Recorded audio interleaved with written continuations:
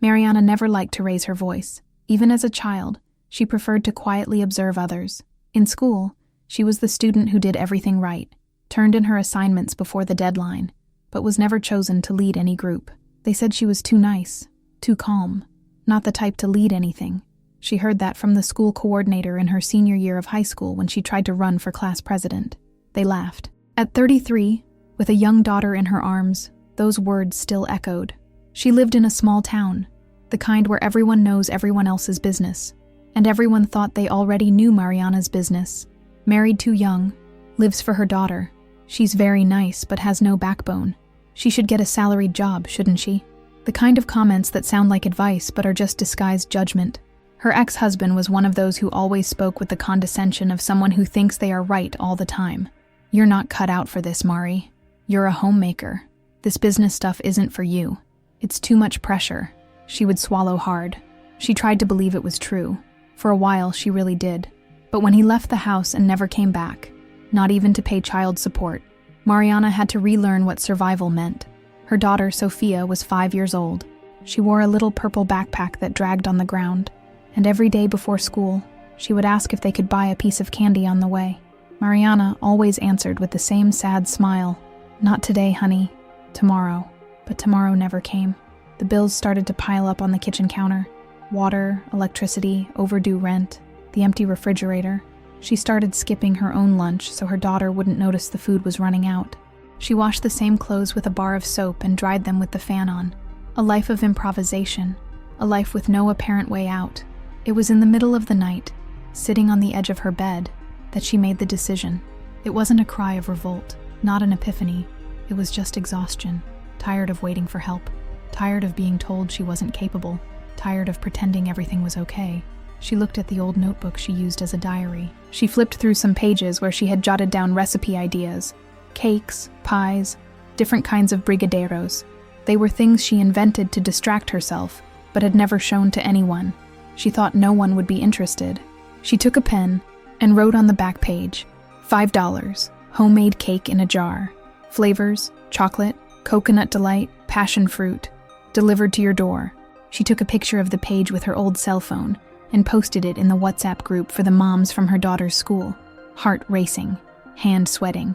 She almost deleted the message after sending it, but she didn't. That day, she sold 2 cakes. One to a mom who took pity on her. The other she thought was just out of curiosity. On the second day, she sold none.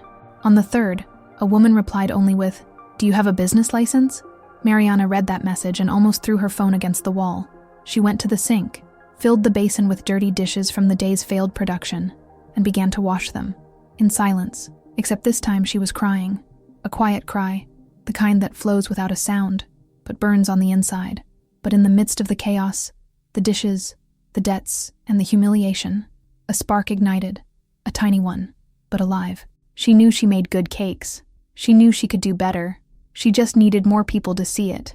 So she picked up her phone again, cleaned the camera lens, recorded a simple video, her putting the chocolate cake into the little jar, calmly explaining what was inside. Her voice was steady. "Hi, my name is Mariana, and I'm starting to sell cakes in a jar here in the neighborhood to support my daughter. It's all homemade and made with love. If you'd like to try one, send me a message." She posted it to her personal Instagram. Just one story. She went to sleep thinking no one would see it, but someone did, and her story was just beginning. When she woke up the next day, Mariana was surprised by the number of notifications on her phone. 7 messages on WhatsApp, 4 DMs on Instagram, 2 missed calls from unknown numbers, a comment from a childhood friend. "So proud of you, Mari. I want 3. She stared at her phone for a few seconds, trying to understand. She clicked on the DMs. "Do you deliver to the next neighborhood over? I saw your video. Do you make a strawberry cream flavor? How much for half a dozen?" Her heart beat differently. She answered them one by one, calmly, typing slowly so as not to seem desperate, though inside she was a bundle of nerves. She opened the kitchen cabinet. Flour. There was still a little left. Sugar. Only enough for one more day. Butter. Almost gone. And the chocolate. It was the last package. She took $20 that were hidden in a small jar behind the shelf and went to the corner market. She bought what she could. On the way back, she hugged the bag as if it were gold, and to her, it was. That afternoon, she prepared 8 cakes in a jar. 6 were orders. 2 were for promotion, as she called it. 1 went to the lady at the pharmacy, who always treated her well. The other she left with the doorman of the building next door, who was always saying he loved sweets but never had time to buy any. By the end of the day, she already had 3 more orders for the next day.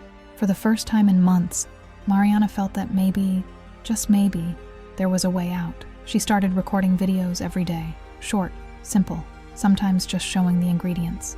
Other times, her arranging the jars. In the background, her daughter would occasionally appear, laughing, making a mess, adding a touch of reality to the posts. It was nothing professional, but it was real, and that started to get attention. 2 weeks later, a friend shared one of her videos on Facebook. The post got 89 likes, 30 comments. "I've had it. It's delicious. She's a warrior. I bought one and I recommend it." Mariana looked at it all with a mix of gratitude and disbelief. It was just cake. But also, it wasn't just that. She was starting to regain something she thought she had lost. Respect. First, her own. Then, from others. That's when the first sour comment appeared. One of those that only shows up to poke at you. Another one trying to be an influencer. "Are you selling sweets or making videos, lady?" She read it 3 times. She squeezed her phone tightly, took a deep breath, and instead of replying, she recorded another video. At the end, she said with a smile, "Yes, I sell sweets. And yes, I'm going to keep showing it, because whoever isn't seen isn't remembered." That line caught on. A few followers started using the hashtag #OurCakeWithAstery. Someone suggested, "Why don't you give your jars names?" And so the first custom flavors were born. Hope Cake, chocolate with strawberry; New Beginning Cake, lemon with condensed milk; Warrior Cake, coconut delight with nuts. The women loved it. They identified with it. They bought more for the support than for the sweet. Mariana hadn't realized it, but she had already created something bigger than cake. She was creating a symbol, a reason for other women to believe in themselves too. At the end of the month, when she did the math in her little notebook, she cried. It wasn't much, but it was the first time in a long time that she could pay all her bills and still have enough left over to buy a new toy for her daughter. Sophia chose a pink plastic microphone. On the way home, she said softly to her mother, "Are we rich now?" Mariana laughed, a shy, still disbelieving laugh, but she answered, "No, honey, we're strong, and that's worth more." The problem with growing by only selling in the neighborhood is that there comes a time when everyone has already tried it, and that's exactly what happened to Mariana. Word of mouth worked, yes, but in less than 2 months, the orders started to drop. Not because the product was bad. On the contrary, it was because the neighborhood was too small for the dream she was carrying. She realized this on a sunny Friday. She had prepared 12 cakes, expecting the weekend rush. She sold 3. The other 9 stayed in the fridge. And as time passed, she would open the door and look at them as if she were looking at a reminder that the world is cruel, even to those who try. At the end of the day, she grabbed a bag and went out with her daughter, from house to house, knocking on doors, offering, "Good afternoon. I just made some cake in a jar. It's very fresh. I'm selling it cheaper today." Most people responded with a weak smile. "Not today, ma'am. Thank you. I've had too many sweets this week. Maybe tomorrow." They came home with 6 jars left in the bag. Sophia asked, "Mommy, does no one want our cakes anymore?" That sentence hit harder than any debt. Mariana took a deep breath, wiped the sweat from her forehead, and replied, "They do. They just don't know they want them yet." That night, she made a difficult decision. She was going to record a different kind of video. She set up a simple light in the kitchen. She placed her phone in a glass cup, standing it up, improvising a tripod. And she started talking directly to the camera. It wasn't about the cake. It was about her. "Hi, my name is Mariana. I'm Sophia's mom. I've lived in this neighborhood for over 10 years. And 2 months ago, I started selling cakes in a jar to support my daughter. But that's not all I'm trying to do.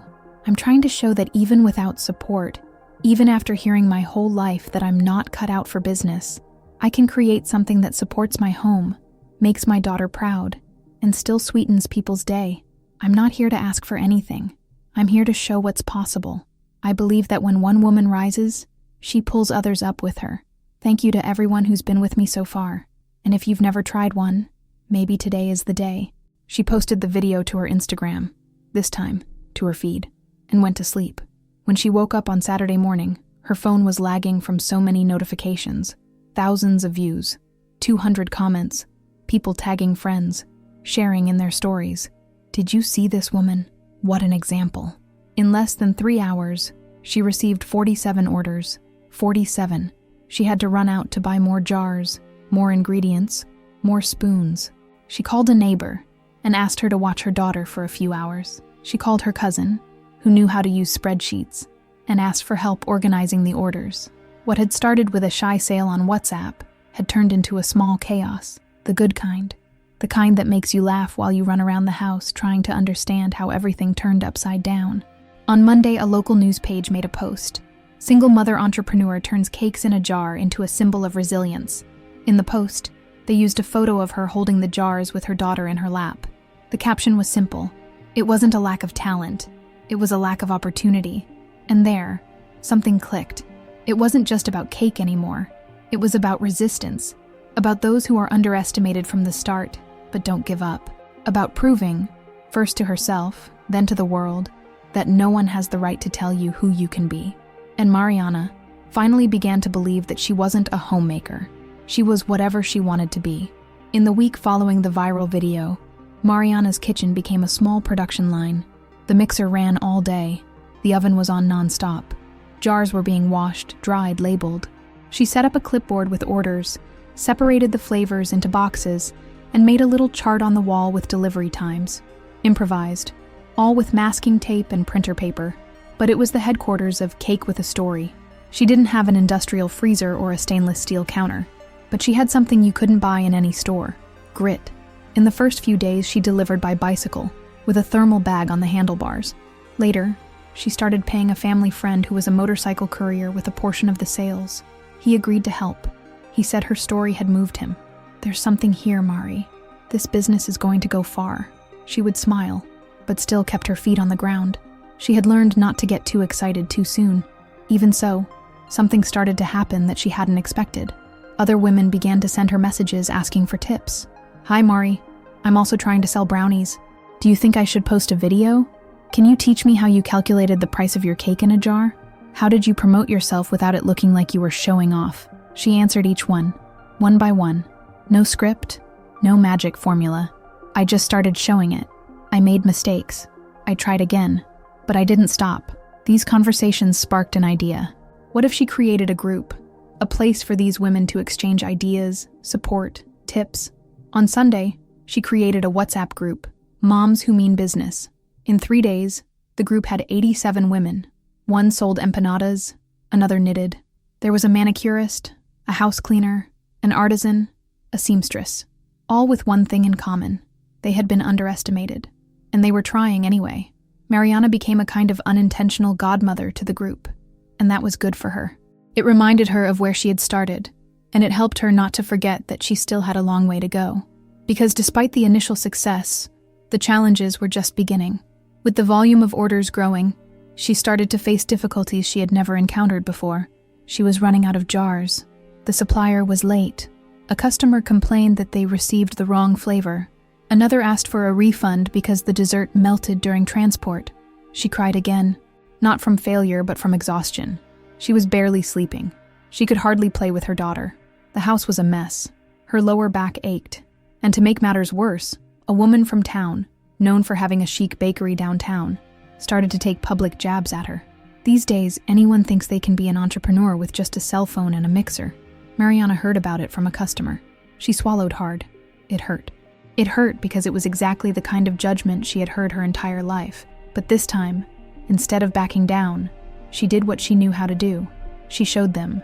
She recorded a new video, this time, showing the chaos of her kitchen, showing the stacked boxes, her daughter playing on the floor, the jars labeled with a marker. And she said, "I don't have a shop with a display window. I don't have a sign. I don't even have a big freezer yet, but I have customers every day. I have people who come back. I have women who started over because they saw my videos. And I have a daughter who goes to sleep with a full belly thanks to this. I'm not a magazine entrepreneur, but I'm building my business, one jar at a time. And for me, that's already a success." The video exploded again, this time, with even more force. Large accounts shared it. Influencers praised it. A packaging company contacted her, offering jars at a discount in exchange for promotion. A local journalist asked for an interview, and there, Mariana realized, it was no longer about proving it to others. Now it was about continuing to prove it to herself, that life isn't about having the right profile. It's about creating your own path and moving forward, even when no one else believes. The interview was short, half an hour sitting in a borrowed coffee shop, talking to a reporter from a regional blog. Mariana didn't know how to pose. She was sweating, fixing her hair constantly. She spoke with long pauses, trying to organize her thoughts. But the journalist understood everything. The article came out 2 days later with the headline, "The Former Homemaker Who Turned Cake Jars into Independence." The story circulated, more than she had imagined. It ended up in a group of local business owners. Next, a local entrepreneurship event got in touch. It was a panel on women-led impact businesses. They wanted her to speak. Mariana almost refused. She thought about saying she didn't know how to speak in public, that she was just a baker. But her daughter overheard the call and blurted out, "You're going to do it, right, Mommy? I want to see you on stage." And she went. On the day of the event, she took an early bus, a jar in hand as a gift. She wore a simple blouse, jeans, old sneakers. On her makeshift name tag, it was written, Mariana Santos, founder of Cake with a Story. When she got on stage, the audience was a sea of blazers and high heels. Most of them had probably never washed a baking pan in their lives. Mariana held the microphone with both hands. She looked out at the back of the room. She breathed, and she spoke as if she were telling her story to a friend. She told them about the divorce, about the "you're a homemaker" comments, about the first cakes she didn't sell, about the tears while washing spoons, about the videos recorded in shame, about the first order that went wrong, the veiled criticism, and the women she pulled up with her. She said, "I didn't come from a company. I came from a lack of options. And maybe that's why I never thought about giving up." Silence in the room. Then, applause. It wasn't rehearsed charisma. It was raw truth, and truth has a power that no speech can match. At the end of the talk, a woman from the audience, a businesswoman, hair pulled back, expensive perfume, approached her and said, "You have no idea the impact of what you said here today. You reminded me of my mother. She used to make cakes on her porch and was never recognized. Thank you for that." Mariana smiled. But deep down she was thinking, why do they only see our value now? Why do they only listen after we've bled, proven ourselves, and are exhausted? That same week, another milestone. A chain of kitchen supply stores contacted her about a partnership. They wanted to create a line of jars with the Cake with a Story brand, a test batch. She didn't really understand the terms of the proposal, so she called one of the women from the WhatsApp group, Ellie, who had a business degree. Ellie explained everything, helped her review the contract, and even went with her to the meeting. It was then that Mariana understood what she was building. It wasn't a business. It was a community. Women who, like her, were tired of being underestimated. And yet, or perhaps because of it, they were starting something. On Friday, while packing orders with her daughter helping to put the lids on the jars, Mariana received a message that stopped everything. "Hi, this is Paul. I don't know if you remember me. We were in high school together. I saw your story. Congratulations. I recently opened a chain of coffee shops in the state. I'd like to talk about carrying your desserts in our stores." Paul, the same Paul who years ago had laughed at her when she said she dreamed of having a dessert shop. The same one who said, "You should marry a pastry chef then." Mariana stared at the name on the screen for a few seconds. Then she replied, "Of course we can talk, but this time, as business partners, not as former classmates."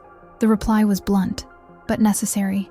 It was the beginning of a new version of herself, one who no longer needed to prove anything to anyone. She knew what she had, and she knew what it was worth, and that there was no going back from that. The business had left the kitchen, literally. After the proposal from Paul, the very same former classmate who had mocked her in the past, Mariana closed the first real contract of her life, a weekly batch of 80 jars, distributed among 3 of his coffee shop locations.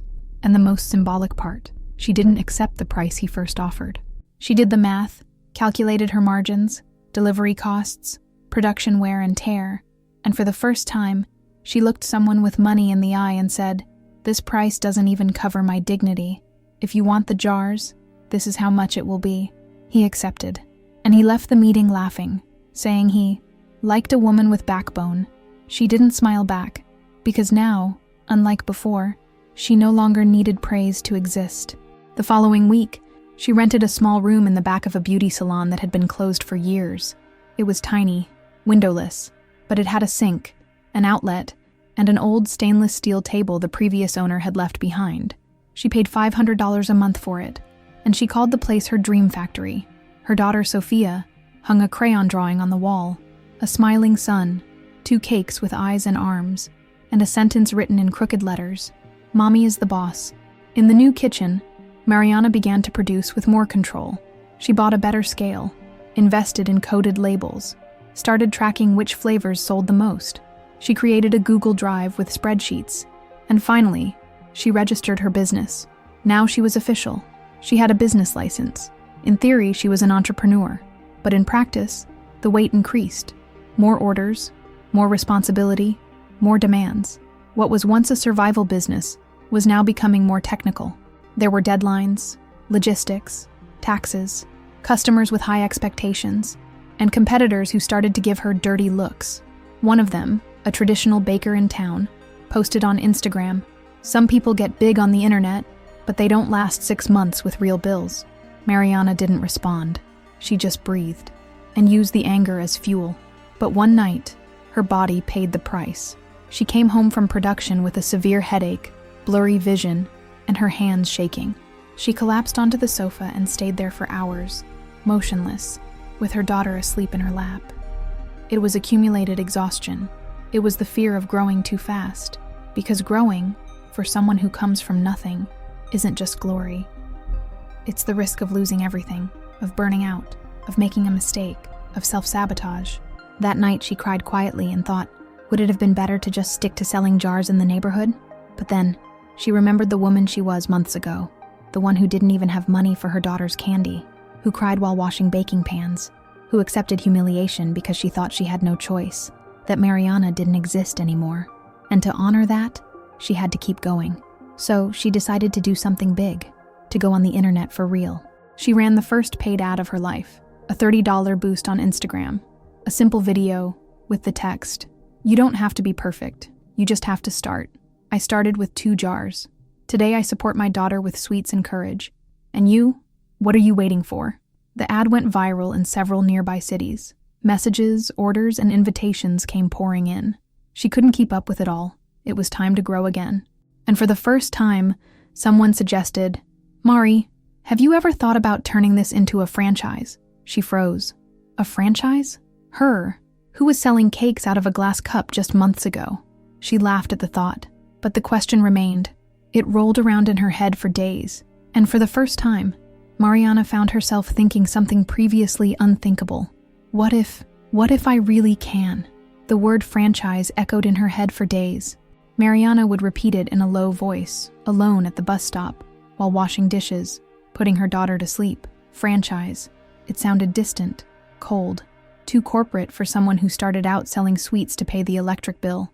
But it also sounded like a possibility, like impact, because if more women had what she had built, maybe they too would stop asking for permission to live with dignity. She didn't want to become a famous chef. She wanted to be part of a turning point in the lives of other Marianas, Ellies, Danis, Amandas, women who cooked in secret, who sold good things, but without support, without visibility, without the courage to show themselves. So she decided to take the risk. She started by researching what a real franchise was. She knew nothing. She watched YouTube videos, downloaded free PDFs, joined forums. It was all technical, full of difficult terms, offering circular, royalty fees, expansion plan. It seemed like another world, but she learned the way she knew how, by asking. She sent a message to an accountant in town. He explained things with patience. "Mari, a franchise is basically replicating what you do with a model that works. The brand is already strong. Now it's about setting up the format." She replied, "But what if it doesn't work out?" He shot back bluntly. "And what if it does?" That was enough. She put together a notebook with the step-by-step production process. She broke everything down into stages, creating the filling, standardizing the jars, a video template for promotion. She even wrote down a template for responding to difficult customers.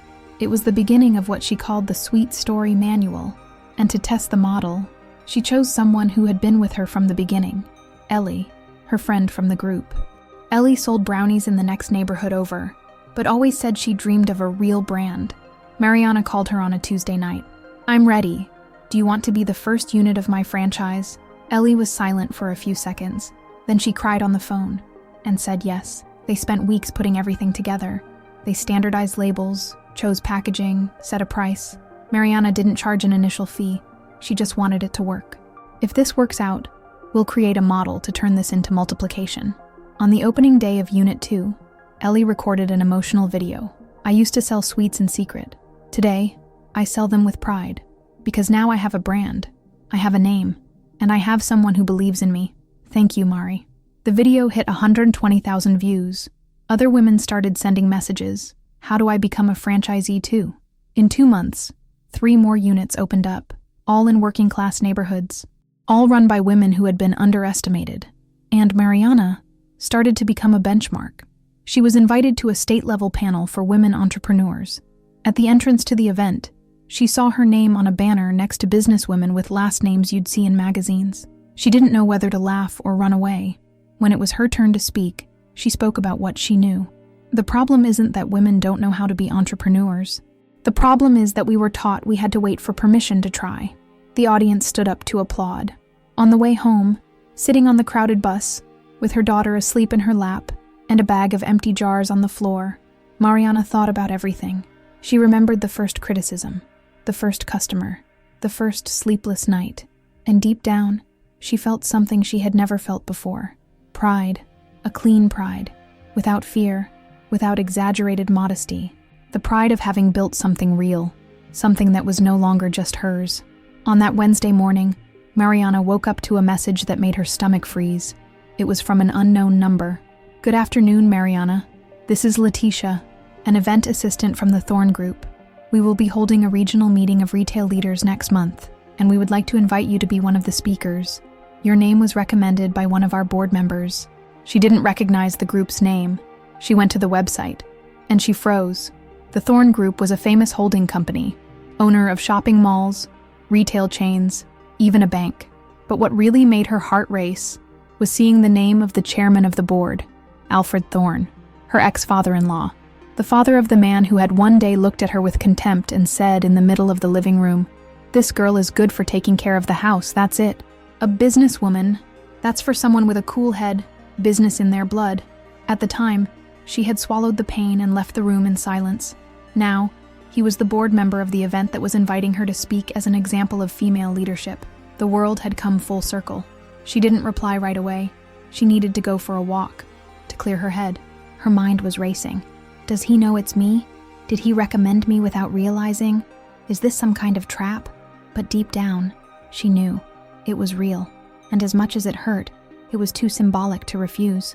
It was her moment to occupy a place they said wasn't for her. The night before the event, she barely slept. She picked out the most sober outfit she had, a borrowed pair of trousers, a plain black blouse. She tied her hair back, put on some discreet lipstick. Her daughter looked at her and said, "You look like a rich lady." She laughed, but replied firmly, "I look like who I've always been. It's just that now, they're finally seeing it." She arrived at the event alone, picked up her name tag, entered the room with her heart pounding. On the stage, famous entrepreneurs, CEOs, heirs were seated, and her, the only woman who started with sweet jars in a cramped kitchen. During the panel, she listened to other speakers talk about metrics, scale, valuation. When it was her turn, she took a deep breath, and she spoke about what she had lived. "I didn't grow up hearing I was good at business. I grew up hearing I was too nice, a homemaker, and for a long time, I believed it, until necessity knocked, and I discovered that what I had wasn't the right profile. It was hunger, it was courage, it was a daughter to feed, and no safety net to catch me. And that's when I became an entrepreneur, without a business plan, without an investor, without an MBA, just with an idea, a cell phone, and a will to not be disposable." The audience, previously stern, fell silent. Then, applause. A woman in the front row was crying, and at the back of the room, a man in a suit, white hair, was staring at her. It was him, Alfred, her ex-husband's father. The man who once said she would never amount to anything. He was there. He saw everything. He heard every word. At the end of the panel, she came down from the stage and went straight to the makeshift dressing room. Her head was hot. She was sweating. The door opened. It was him. "Mariana, you surprised me." She didn't respond immediately, just looked at him, directly. He continued, "I was wrong about you. You've done what many people here have never done. You created something from scratch, and you lifted other women up with you." She replied calmly, "I didn't do it to prove anything to you. I did it to live, but if it served as proof, that's fine too." He extended his hand. She shook it, cold, formal, but firm. In that moment, she was no longer the girl from the outskirts. She was a businesswoman, a leader, a brand, and he knew it. On the way back, alone in the taxi, she didn't cry.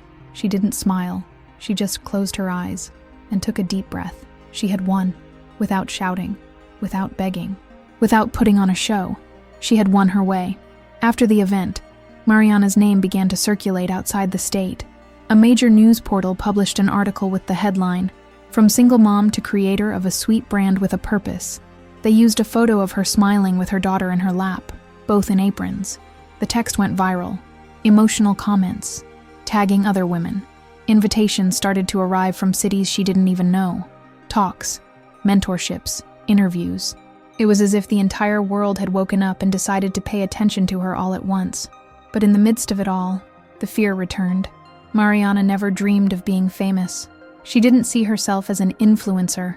She just wanted to pay her bills, give her daughter a better life, do something that made sense. Now, there were people talking about angel investment, international franchising, national scale. She stopped. She thought. And she did what she had always done from the beginning. She called the women from her group. She gathered the franchisees on a Saturday, a meeting in the little town square, each one bringing a jar of dessert, a pen and paper. She sat in the middle and looked them all in the eye. "I don't want this to become a machine. I want it to continue being a bridge, a way to pull women out of invisibility. If we're going to grow, it has to be with purpose. If we're going to profit, it has to be by sharing." They agreed, and there they decided something no brand in the city had ever done before. Part of the profit from each unit would go to training new women entrepreneurs. Every month, one woman from the community would receive full support to set up her own production. The Sweet Future Project was born. The first scholarship recipient was a house cleaner who made desserts at the end of her shift. Then came a store clerk. Then, a grandmother who was raising 3 grandchildren on her own. Mariana started recording videos telling these stories. It wasn't about her. It was about all of them. The videos hit millions of views. People cried, shared, commented. In an interview, they asked her what the biggest challenge of being an entrepreneur was. She answered immediately. It wasn't lack of money. It was having to relearn how to believe in myself after years of being told I wasn't good enough. After that, the reporter was silent, just nodded. People expected Mariana to have changed a lot, but in essence, she remained the same. She still liked to drink coffee on her porch. She still delivered the jars herself sometimes to see the customers' smiles. She still stayed up late answering messages from women who wanted a chance. But now, she had a voice. She had a team. She had a brand. She had a story. And above all, she had respect. Something that money could never buy, but that her courage had built. Mariana was no longer the woman who wasn't cut out for business. She was a benchmark. She was a name cited in classrooms. She was an inspiration for those who didn't even know where to start. And yet, every time someone asked her how she did it all, she always said the same thing: "I just started." It was a regular Tuesday. Mariana was in production, her apron smudged with chocolate, laughing with Ellie about a customer who ordered a dessert jar at 7 in the morning. Her cell phone buzzed. It was an Instagram notification. Someone had tagged the brand's profile in a post. She opened it. A high school was holding a career fair. On the main panel, her name. A student had written, "Today we learned about women who transform. We studied the story of Mariana Santos. One day I want to be an entrepreneur like her." Mariana read that text 5 times. She sat down in a kitchen chair, calmly took off her apron, and stared at the ceiling. The realization slowly sank in. She, who once sold desserts on the sidewalk to not be late on her rent, was now a case study in a classroom. She, who was called a dreamer, a homemaker, too nice, was now being studied as an example of strength. She remembered the first jar, the first no, the first humiliation, the first customer who laughed, and her daughter, asking if they were rich yet. Today, the fridge was full, her daughter's school was paid for, the rent was more than on time, but that was never the most important thing. The most important thing was knowing that other women, upon hearing her story, stopped apologizing for trying, stopped accepting less, stopped hiding. That night, she recorded a simple video, sitting in the same kitchen as before, with the same calm voice as always. She said, "If you're listening to this and doubting yourself, I understand. I was that woman once. I thought it wasn't for me. That business was for cold people, people in suits. But then I understood that being an entrepreneur is just a way of fighting, of existing, of refusing to be forgotten. So start, even if it's with 2 jars, even if you're scared. But start, because maybe it's not you who isn't cut out for it. Maybe it's the world that hasn't learned to see you yet." She published it, went to sleep, without caring about likes, without thinking about numbers, because now, Mariana already knew who she was, and she no longer needed anyone to tell her otherwise. All right, it's that time. If this story has you hooked, let's do the full ritual. Hit the like button to support the channel, subscribe so you don't miss a beat, and ring that bell to be the first to know what's coming. Your opinion is golden, so drop it in the comments below.